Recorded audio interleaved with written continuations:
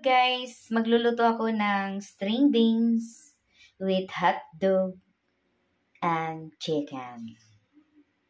Yan guys, yan ang ulam namin ngayong tanghali guys. Ayan guys, pinainit na natin yung mantika and then igigisa na natin yung string beans with hotdog and chicken. Ayan guys, igigisa natin siya sa maraming bawang at celery. Ayan. Wrap. Pa-brown muna natin ang bawang. Ayan guys, brown na ang bawang at sili. Lalagay na natin yung string beans. Halo-halo.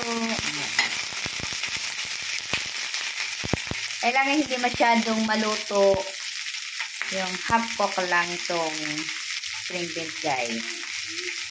Lagyan natin siyang kunting tuyo guys. Kunti lang. Yan.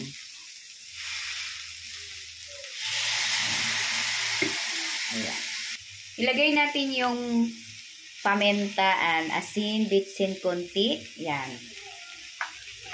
And then maluluto na siya guys. Yummy yummy guys. Ilagay na natin yung chicken and hotdog guys. Yan.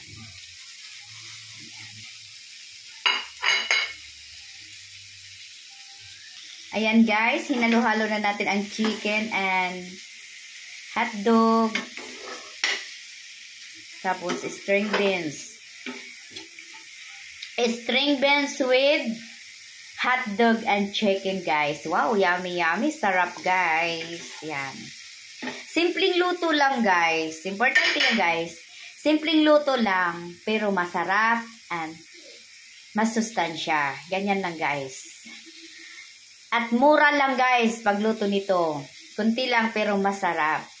Yan. Mamaya-maya ilalagay ko na siya sa plato.